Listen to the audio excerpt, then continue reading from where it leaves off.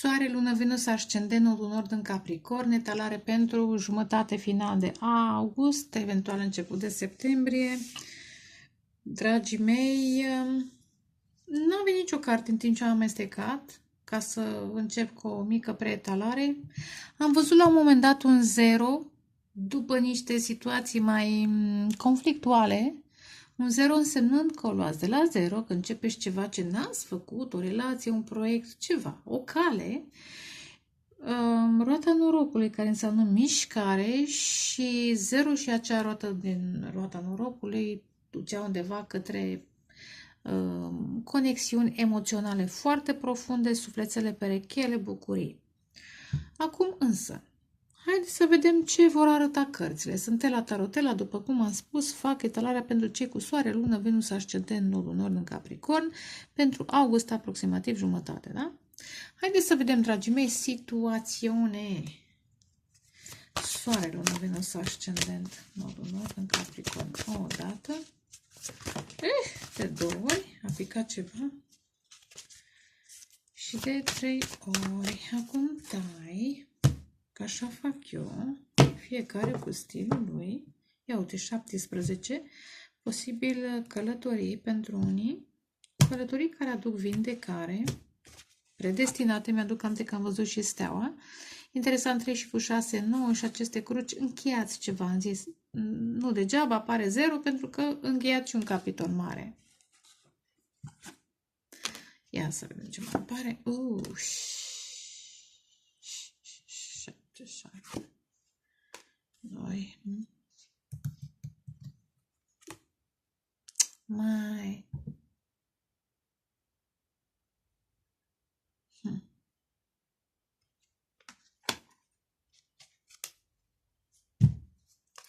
Dragii mei, ce pot să zic?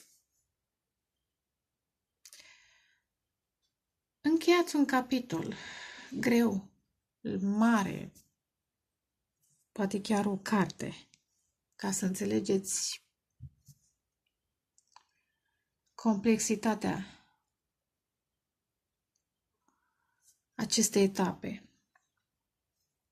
Asta pentru că a venit în plus acest 36. Interesant, mi-atrage aici atenția pentru unii dintre voi. Urmează să vă deschideți sufletul după, ia uite, iar karmă, după această renaștere dintr-o karmă foarte grea. Merlin, te rog frumos să stai cu mine. Nu ești afară, ai fost afară? Nu. Ai dormit toată ziua, stai în fața mea, stai. Fii cu minte. Nu? Asta e. Stai cu mine. Simt că pentru unii dintre voi, cu acest dușman șarpe și 2 care, cu trifoiul, care îmi transmite norocul, aveți totuși un noroc foarte mare. Chiar dacă această karmă a fost grea, unii dintre voi ați simțit din copilărie că totuși aveți un înger protector, chiar dacă vedeți cum s-a pus acest trifoi. Între voi, ca și copil, eu știu, al lui Dumnezeu, din copilărie, da? Între voi și acest dușman. Dușmanul acesta poate, în general, energiile intră și în oameni, da? Știm bine. Așa cum energia divină intră în anumiți oameni, așa și energii malefice intră în anumite persoane. Dar nu e obligatoriu. Această energie poate uneori a acționat prin oameni, interesant, e pe cale a vrut să vă blocheze, dar e pe cale unii dintre voi să vă eliberați. Este bine. Dar încă mai e ceva de lucru. Probabil că trebuie să lucrați la capitolul credință, să vă face parte din crucea voastră, să treceți prin niște chestiuni, dar simt că le veți trece altfel de acum încolo. Nu simțind greutățile, ci simțind protecția. Și asta este bine, Doamne ajută. Nu degeaba a apărut această carte foarte frumoasă, Inima Verde. În momentul în care vezi lucrurile altfel, din perspectiva iubirii, ierți cât poți să ierți, dacă nu stai deoparte. Și, în primul rând, stai calm că știi că ai protecție. Nu te bagi în chestii care nu te reprezintă. Dar hai să mai vedem ce ar mai putea să fie. Îmi place că s-a schimbat în timp ce făceam etalarea această energie foarte toxică, posesivă, constrictoare, sufocantă. Ar putea să fie chiar veninoasă, depinde de tipar, da, de gen de șarpe. Însă s-a mișcat un pic. Asta e bine că, repet, prin credință, știți, femeia calcă în picioare șarpele. E un vers în Apocalipsă. Prin credință calcă. Așadar, rugați-vă în continuare, păstrați-vă sufletul frumos, pentru că deja s-au mai manifestat norocele și momente norocoase, da? Dar vor fi mai multe. Vor fi mai multe. Pentru unii dintre voi. Poate interesant, poate voi aveți un copil și stați între voi și interesant cum vine mesajul. Și acest dușman, persoană cu care casa 7-a a relațiilor pe termen lung, contractuale și se poate vorbi despre contract spiritual, da? Sau contracte care vin din altă viață. E o persoană foarte toxică.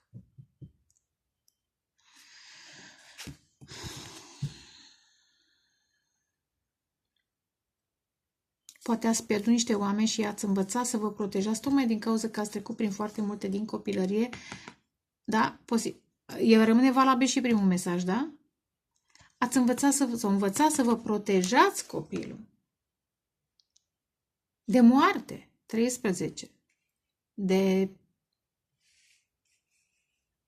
niște accidente. Sau pur și simplu de karmă.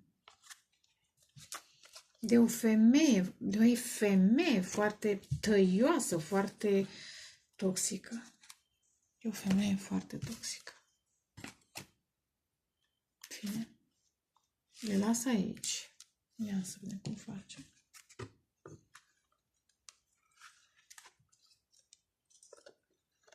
Și o femeie pe care o știți de mult timp, nu-i de ieri, de astăzi. Pe casa 7-a a relațiilor. Uneori poate să fie și căsătorie sau o persoană căsătorită sau divorțată. Așa, stai tu așa departe, că nu vreau să te văd prea mult. Hai să vedem. Soare, lună, Venus, ascendent, nord din nord. Ia uite-le! Conflicte. Turn. 4 de spade, 3 de spade. E o separare neașteptată, e interesant, e un atac, e ceva foarte, vedeți? Arme, turn, separări.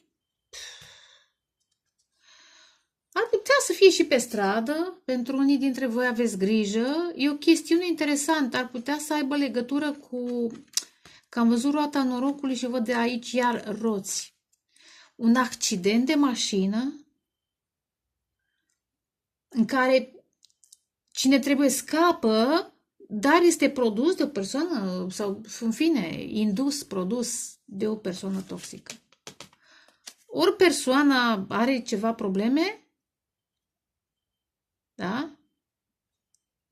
Sau are un atașament toxic în preajmă. Da? Interesant, văd totuși o perioadă de vindecare în care cineva meditează, vedeți, ia uite, 3 de spade la dezamăgiri. Poate că ați încercat să tolerați această persoană și nu mai poate fi tolerată. Nu mai poate fi tolerată. Asta e, simt. Asta transmit. Ia uite, steaua. Iar am văzut 17 și împărăteasa. 17-a treia pentru unii? Dar împărăteasa și steaua.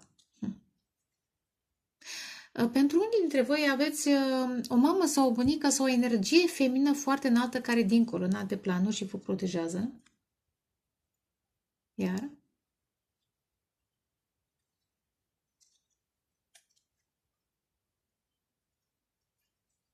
interesant, pentru alții, poate ați avut o mamă sau o energie, sau o bunică sau altcineva, energie feminină care a băut sau bea 7 de cupe și vă vindecați, vă detașați, înțelegeți soarta, apropo de stea. Ia uite că și pică, da?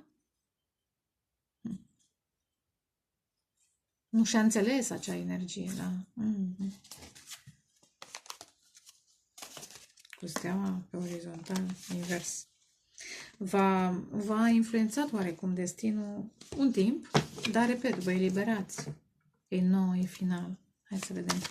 O dată, de 2 ori, de 3 ori. 10 de monede. Familie de succes. 9 de putere. Îndrăgostiți.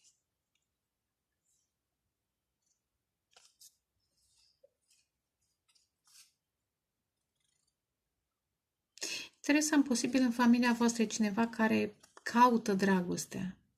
Da? Voi sunteți bine cu familia voastră și mai e o persoană, neapărat femeie, poate să fie și bărbat, da? După cum se vede, da? Care își caută dragostea predestinată. O caută teremitul. Și urmează să o găsească. Asul de putere. O femeie stabilă, care se respectă, onorabilă. Ha! 0, l-am văzut. Ați văzut cum revine? 0. Luna, eclipsa de lună, simt să zic, vă va trece prin niște emoții foarte necesare ca să vă eliberați valetul de bute. Și după această eclipsă, posibil să fie o comunicare sau să începeți ceva. 0 și valetul este energie nouă și apare și copilul. Chiar dacă nu aveți copii, e copilul vostru interior pe care îl protejați de niște frici. Da, ia uitați, în mediul ăsta, da, sunt mulți dușmani și multe pericole. Dar aveți încredere totuși. E o chestiune legată de încredere în Dumnezeu. Și poate un prieten loial. Sunteți pregătiți să începeți ceva. Ar putea să fie 3 etape. O să citesc și pe 3 departamente, nu etape, 3 departamente ale vieții.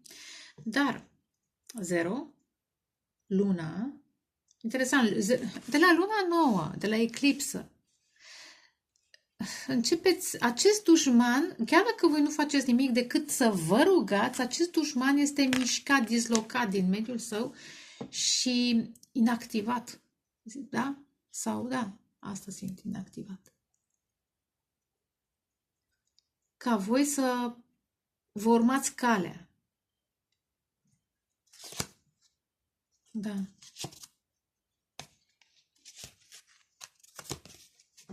Valetul de bute. Pentru unii dintre voi este o anumită persoană sau voi vreți să comunicați cu cineva și vă este teamă. Vreți să, da, simțiți acest impuls. Ceva nou în voi. Puteți să aveți și alte planete, neapărat soare, da? Am zis soare, lună, Venus, ascendentul, orice mai aveți în Capricorn. Simțiți acest impuls să comunicați, poate chiar atracție cu valetul de bâte, simțiți ceva nou, vibe nou, dar vă este teamă pentru că este ceva necunoscut. Simt acest valet de bâte, de obicei acesta este foarte îndrăzneț în aceste de cărți, este o leacă rușinos. Cu originalitatea sa, cu ciudățenia sa, cu poate chiar cu atracția pe care o simte. Interesant, acum observ aceste umbre de ca și când sunt cele de la lună. Vedeți, aici sunt 2 turnuri la lună, cam așa este, da, 2 turnuri. Până la urmă va lăsa în urmă, vedeți, aici este ziua, e lumină, va lăsa în urmă acele frici. Cine are de comunicat sau depășit înspre o nouă direcție, o nouă cale, orice poate fi, va lăsa în urmă fricile, dar trebuie să treci prin ele ca să te eliberezi, să înțelegi și eventual să-ți întărești credința. Oh, ce frumos, am spus adevărul. La capătul setului de cărți, asul de spade. 5 de cupe. 3 de spade.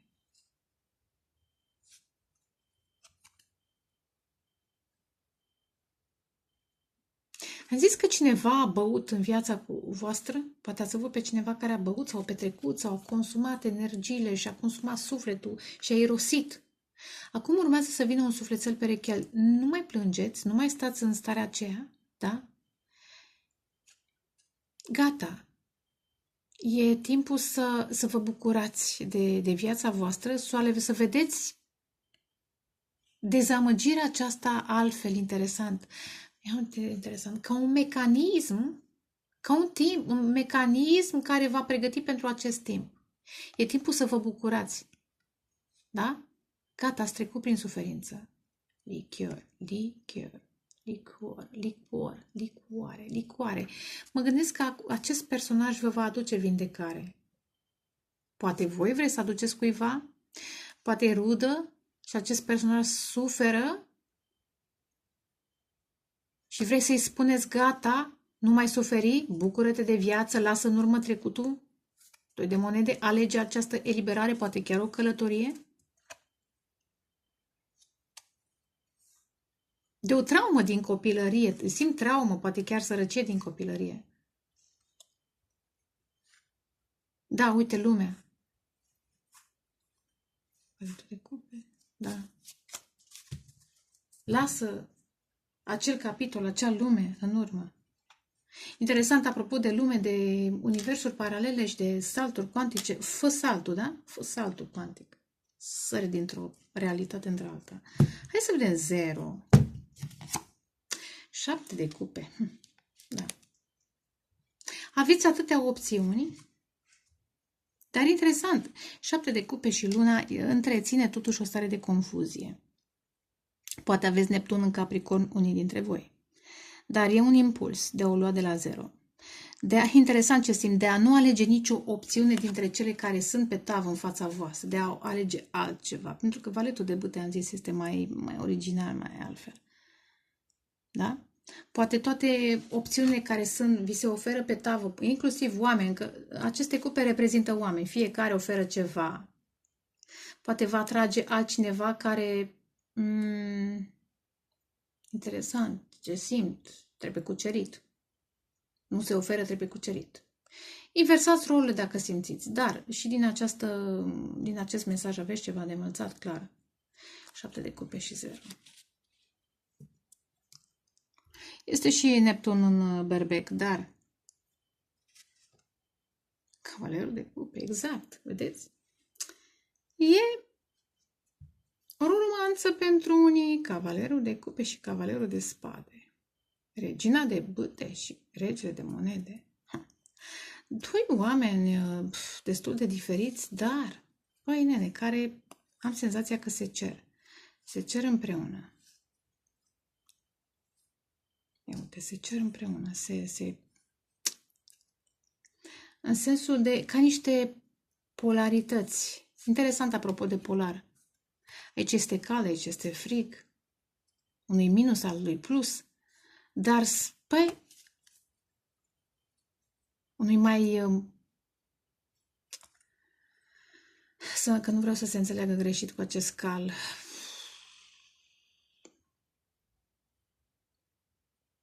Unui mai practic, regele de monede, celălalt și-și ține focul în control, să zic. Celălalt și explorează creativitatea, asta simt. Și mai misterios, simt că energia feminină e mai misterioasă aici. Dar foarte, păi, nenică, foarte atrăgătoare. Îmbrăcată până în gât, dar foarte atrăgătoare.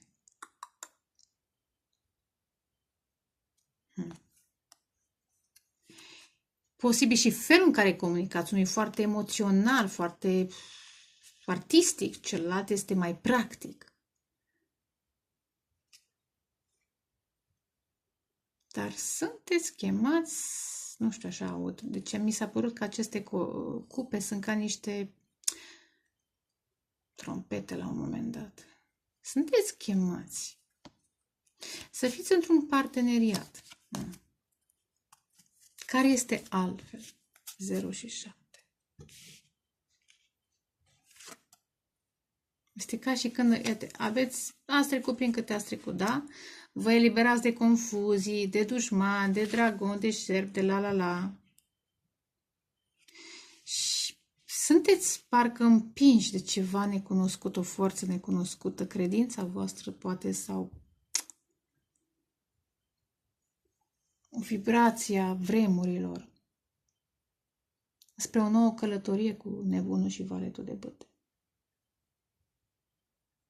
eventual înspre o nouă persoană. Hai să vedem. Că am zis, e potențial de romanță. Dacă nu e romanță, este parteneriat.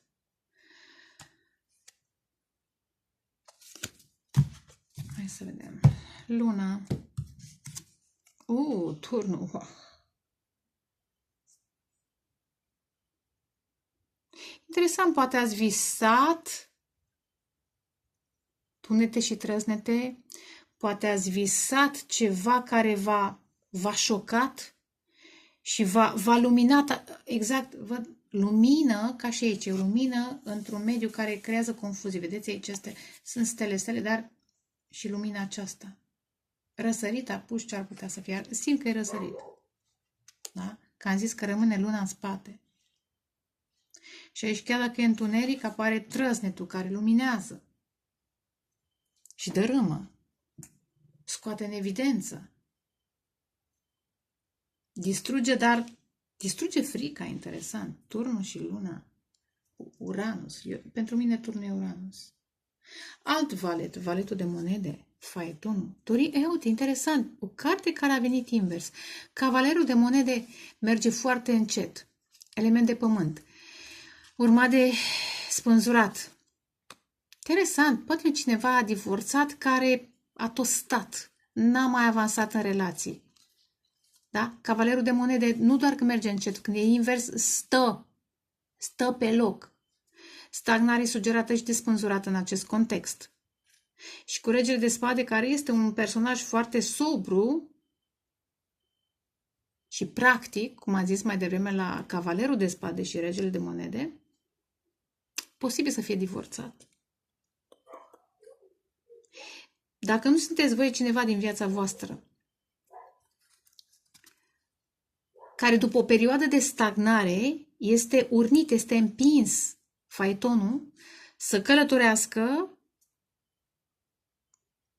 și să comunice.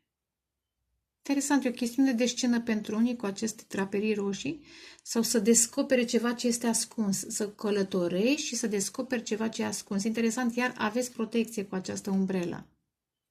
Under my umbrella. Under my umbrella. Ella Tarotella, nu știu dacă m-am prezentat, sunt Ella Tarotella, tarologul vostru preferat. Valetul de bute. 7 de bute. Aici este, personajul către care mergeți este o persoană foarte încrezătoare în sine. Am zis la regina de bâte și energia feminină e foarte încrezătoare și energia masculină este un pic intimidată. Nu că ar fi o persoană slabă, dar este față în față cu un tipar pe care nu l-am mai experimentat. Este ceva nou, este o nouă chestiune. Uite, lumea. Poate să fie și o chestiune online, dar energia feminină cu 7 de bâte văd. Pregătită să se lupte cu toată lumea. Dacă e nevoie. Pentru că a trecut prin multe. Da. Și a învins fricile. Oarecum chiar provocatoare.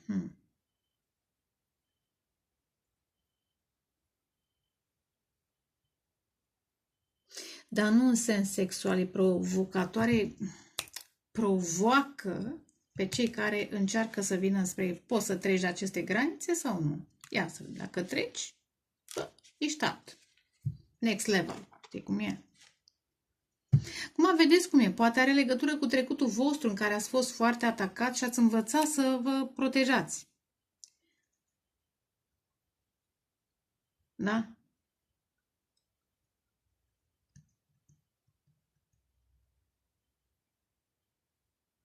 Copilul poate să sugereze această nouă, relație.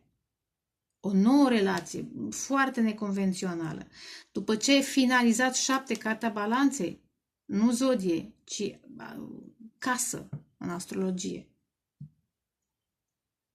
Relații contractuale, familie, căsătorie, colaborări, prietenii foste, așa zise, frenemies, da?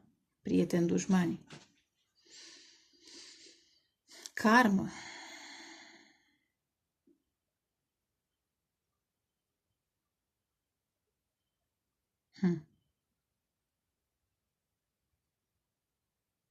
De asta simt.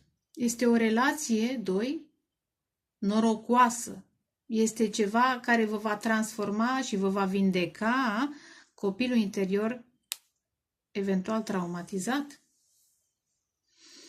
Dacă voi aveți un copil și îl protejați de acei dușmani despre care am zis că această lună îi va cu turnul,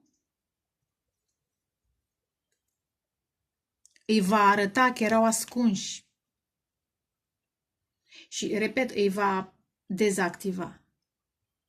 Și atunci, apropo că valetul înseamnă copil, dacă sunteți mamă, 7 și cu valetul, vă luați copilul și plecați, 8 de bâte. Sau dacă nu plecați, vă eliberați. Dar pentru unii simt că puneți, iar vă protejați copilul de niște situații.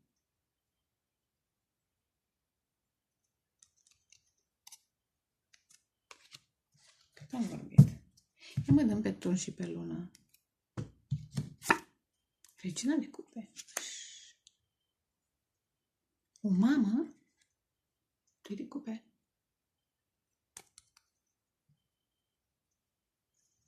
Este un suflet pereche al unui bărbat. Bărbatul acesta e conectat la această femeie. Dar ca să se conecteze la ea, trebuie să se elibereze de o altă femeie pe care probabil că a iubit-o, dar a fost foarte toxică. Am senzația că acea femeie a băut foarte mult.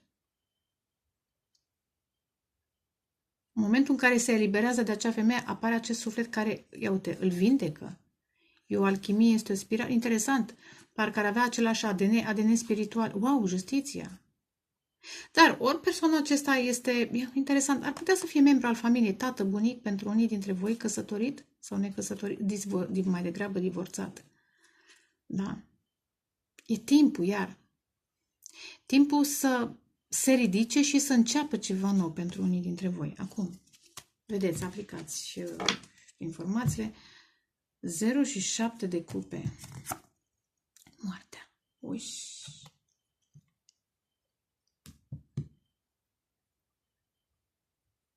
Interesant, iar mi-atrage aici coasa.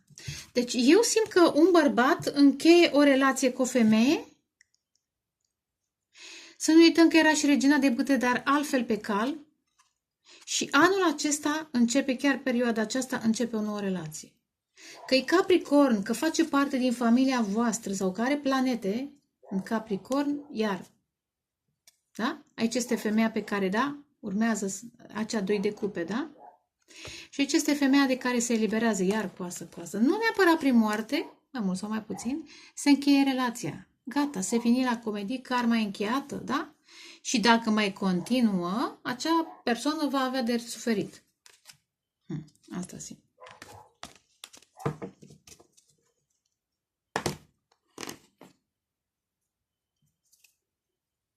Posibil încheiată de mult relația. Și cealaltă persoană tot a visat și a întreținut o confuzie. Dar nu. Gata, se fini la comedie.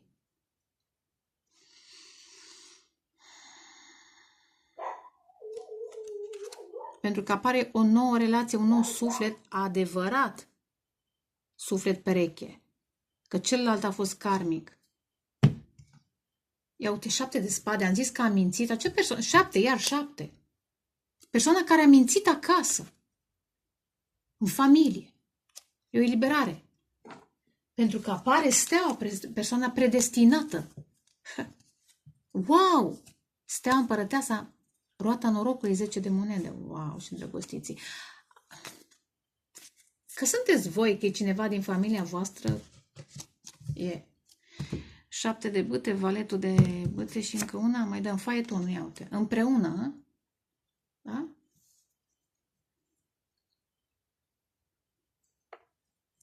Vedeți cum aplicați. Vă eliberați de o persoană foarte toxică și va veni, în momentul în care vă orniți cu întreaga, poate chiar și fizic, poate e doar mental, energetic, dar clar că nu mai tolerați niște chestii toxice din partea acelei persoane. Eu simt că e în familie, pentru alții ar putea să fie la locul de muncă, dar faitul nu merge către stea, către vindecare, către destinul tău. Și atunci destinul îți aduce un alt sufletel perechel. Da? Așa îmi face mie să zic. Ia uite. Ia uite, vedeți? Vă eliberați acel personaj care vă ține. Ar putea să fie un divorț. Da.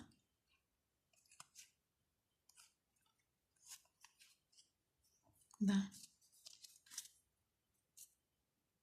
Pentru unii, acel personaj se eliberează, cineva din viața, din familia voastră se eliberează de ceva toxic, voi sunteți alături de ei, poate voi sunteți copiilor sau, da? Sau ei sunt copiii voștri, depinde ce vârstă aveți și își susțineți.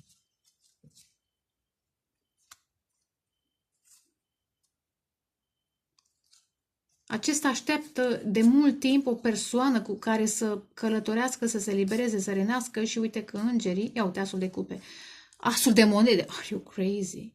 Da? Au adus altă variantă față de cele conflictele trăite. Și persoana care rămâne în urmă își va lua karma dacă se mai bagă între cei doi. Da, cam atât. Deocamdată, hai să mai vedem. Fuga, cât am vorbit. Ia uite. O dată, de 2 ori, after tarot. De 3 ori. Spânzuratul. Oferiți dragoste, iluminare cuiva. Energia feminină. Oferă dragoste cuiva care într-o energie masculină care este într-o karmă grea. Da, ia uite, cavalerul de bâte. Este curajul de a te elibera de trecut. 5 de spade, câștigarea victoriei, cu fricile, cu conflictele, cu persoana aceea care probabil că la băutură vorbea urât, era violentă sau cine știe ce făcea, da? Ia uite, 4 de spade.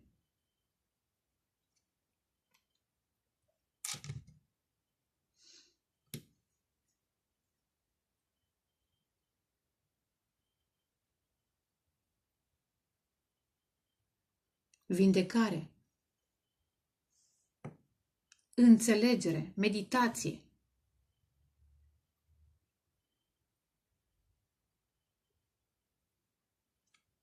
Mai dăm una. Ia uite și judecata, renaștere.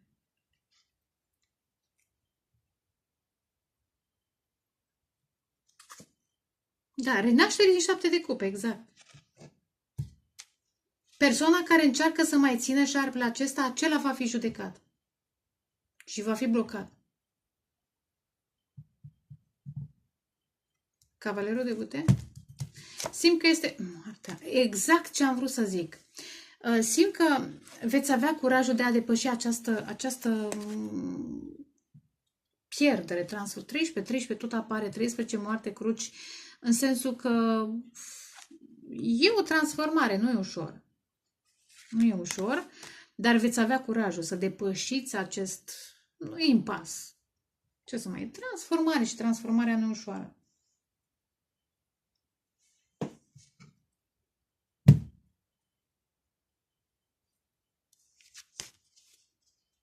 Da, să mergeți spre adevăr. Pentru unii dintre voi, acea persoană toxică, repet, îi plăcea să petreacă, poate să meargă cu viteză, cu mașina și s-a întâmplat accidente iar, cavalerul de bâte. Dar eu acum spun că veți avea curajul și energia să depășiți. Dacă nu voi, veți încuraja o anumită persoană.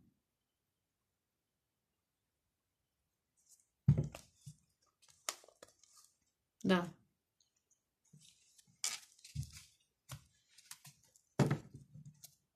În capătul setului de cărți, 4 de monede. Iar coasa. E o persoană care nu vrea să se deschidă, care nu vrea să se transforme, foarte încăpățânată, pe care o lăsați în urmă. Mergeți către stea. În casă. Sau la locul de muncă, să zicem. Dar e general că e casa 4. Poate acel personaj a pierdut pe cineva și stă și ține de un job, de muncă și până la urmă se întâmplă ceva și e îndemnat să meargă către dragostea vieții sale, către parteneriate care îi deschid orizonturile, care îl ajută să vadă viața altfel. Să lase banii și să se bucure de viață. Că posibil cineva s-a închis în sine și în muncă și într-o anumită poziție după pierderea cuiva. Dar asta este, e un timp. Și aici este confuzia. Nu face dintr-o perioadă un stil de viață. În fine, deocamdată cam atât. Scuzați lătratul cățeilor. Vă doresc dragoste, pace, creștere spirituală. Ceau, ceau!